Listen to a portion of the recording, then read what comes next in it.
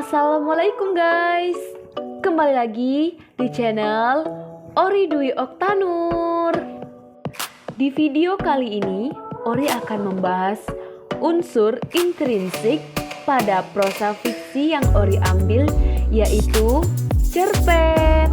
Nah, di video kali ini Ori akan lihat apakah ada keterkaitan antara unsur-unsur tersebut, apakah logis atau tidak ya. Jadi, judul cerpen yang Ori ambil dengan judul Takdir dan Percintaan. Dan tema yang diambil pada cerpen ini yaitu takdir dan percintaan loh. Sebelum itu pasti kalian udah tahu kan unsur intrinsik itu apa?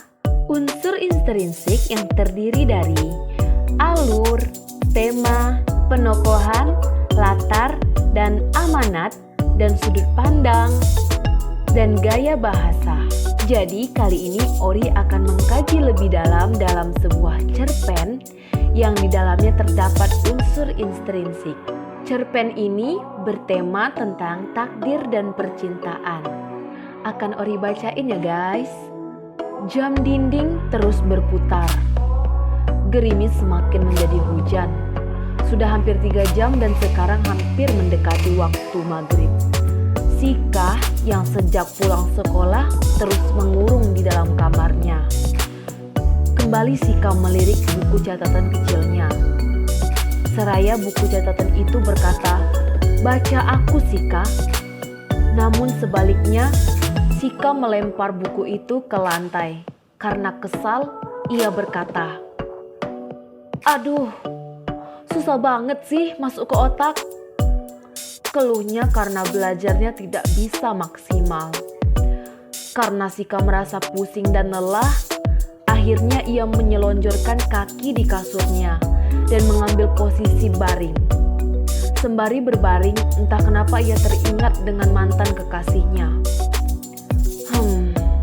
Andai saja. Jadi tambah males. Kenapa sih? Seru Sika karena teringat mantan kekasihnya.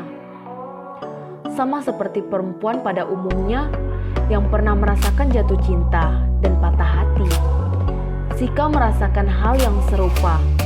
Ketika masih berpacaran dengan Andri, dalam hatinya Sika menyesal karena telah menyia-nyiakan Andri. Bodoh banget sih aku. Kenapa aku dulu harus menyiakan Andri? Penyesalan itu terus berlanjut ketika ia melihat foto Andri yang disimpannya dalam laci. Kenapa aku dulu harus membuat kesalahan? Kenapa aku kurang bersyukur udah punya pacar kayak Andri? Meskipun Andri bukan laki-laki yang dewasa dan lebih terkesan kekanak-kanakan, namun pada kenyataannya Sika tidak dapat lepas dari Andri.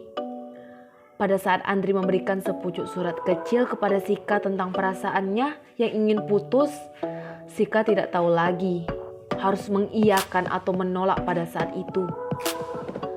"Kenapa aku tidak bisa berpikir lebih dewasa sih?" ujar Sika. Semenjak putus dengan Andri, Sika sering melamun seorang diri, berhayal andaikan waktu bisa diputar, dan ia dapat berpikir lebih dewasa pada saat Andri memberikan surat putus itu. Meskipun Sika hidup dalam keluarga yang lebih terkesan broken home, karena memiliki seorang ayah yang ringan tangan, tidak membuat Sika menjadi perempuan yang pendiam dan sedih. Sejatinya, Sika adalah perempuan yang tegar. Telolet, bunyi bel istirahat. Di sekolahnya berdering kencang. Namun, Sika tetap tidak beranjak dari bangkunya. Dengan tatapan kosong dan tanpa gerakan selayaknya orang tertidur, Sika bengong dan melamun hingga salah seorang temannya membangunkan Sika dari lamunannya. "Sik," sambil memegang tangannya yang menyangga kepala. "Elu kok melamun aja sih? Kenapa?" "Aduh Rin, ngagetin deh. Lagi pusing nih." Pantesan kok kelihatan lesu. Biasanya juga sholat duha, sekarang udah jarang. Hihihi. Itu ada Andri tuh, Sik, ujar Rini sambil menyenggol Sika. Apaan sih? Kalau kamu suka dia ya jangan nyenggol aku. Yang suka aku apa kamu? Balas Rini dengan penuh sindiran. Sejenak guyonan kedua sahabat itu membuat Sika tersenyum kecil hingga ia sangat teringat peristiwa pemukulan ayahnya yang dilakukan pada ibunya tadi malam. Memang ayah Sika adalah orang yang ringan tangan. Meskipun ibu Sika hanya sekadar mengingatkan jangan merokok dan minum miras, namun yang didapat malah tamparan dan pukulan. Aku udah putus, Rin, dari Andri, ujar Rini sambil menahan ketawa yang sebenarnya terasa begitu pahit di hati. Bukan tanpa alasan hati Sika terasa pahit, karena menahan beban pikiran dan beban kehidupan yang ditanggungnya melihat ibu Sika selalu dipukul. Hari demi hari terus berlalu, namun perasaan Sika pada Andri ternyata tidak dapat berubah. Sika tidak dapat membohongi perasaannya, namun Sika masih memendam rasa pada Andri. Pada saat pembelajaran matematika, seperti biasanya, Sika terlelap dalam lamunannya, membayangkan andai saja Andri masih menjadi pacar Sika. Andri, andaikan kamu masih jadi pacarku, aku kangen semasa kita pacaran, ujar Sika. Hingga salah satu temannya yang bernama Trimo menepuk pundak Sika dan berkata, "Sik, kok ngelamun aja sih?" Tanpa sengaja Sika berteriak karena kaget akan tepukan Trimo. "Ah!" teriak Sika. Guru matematika Sika yang terkesan galak, dalam kurung, karena memang kebanyakan guru matematika galak sih, sontak menoleh ke arah Sika yang seperti orang kebingungan. "Sika, kenapa kamu?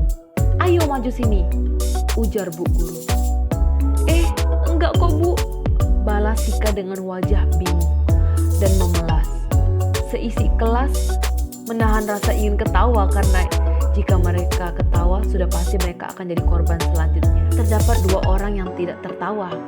Justru sebaliknya, malah mereka berpikir, kenapa Sika menjadi begini?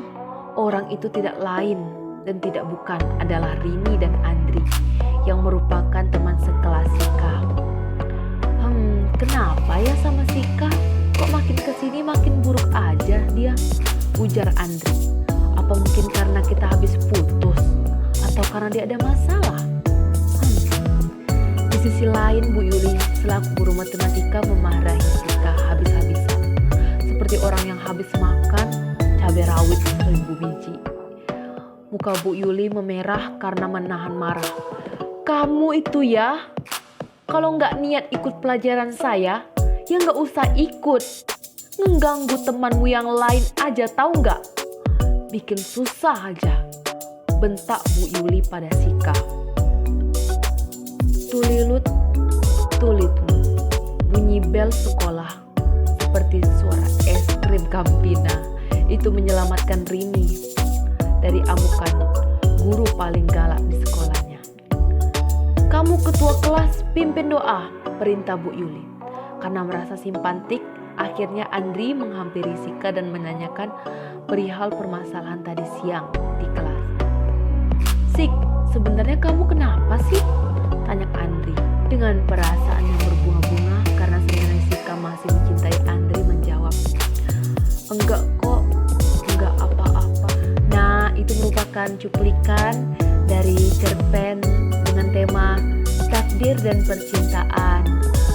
Nah, yang di dalamnya terdapat unsur intrinsik pada cerpen tersebut. Cerpen tersebut yang bertemakan tentang takdir dan percintaan yang memiliki amanat, yaitu dalam kehidupan itu berpikirlah 2 kali sebelum mengambil sebuah tindakan agar tidak menyesal di kemudian hari. Alur pada cerpen tersebut yaitu alur yang digunakan adalah alur campuran, yaitu alur maju dan mundur. Waktu pada unsur intrinsik ini yaitu kamar sikap pukul 17.00, rumah sikap pukul 16.00, dan sekolahan sewaktu jam sekolah, kelas pada jam istirahat, dan ada penokohan dan perwatakan. Penokohan dan perwatakannya yaitu seorang anak yang bernama Sika yang memiliki sikap yang sabar, tertutup, tabah, kuat, pelamun, dan taat pada beribadah. Yaitu Andri yang memiliki sikap kekanak-kanakan, pemalu, dan perhatian. Nah, itu saja unsur intrinsik pada cerpen dengan tema takdir dan percintaan. Jadi pada unsur intrinsik pada cerpen kali ini memiliki jalan dan kelogisan dalam sebuah ceritanya. Dari segi tema yang memiliki tema takdir dan percintaan, dan amanat yang memiliki pesan dalam kehidupan itu berpikirlah 2 kali sebelum mengambil sebuah tindakan agar tidak menyesal di kemudian hari. Dan alur yang terdapat pada cerpen ini yaitu alur maju dan mundur, dan memiliki waktu dan penempatan waktu yang sesuai dengan alur ceritanya.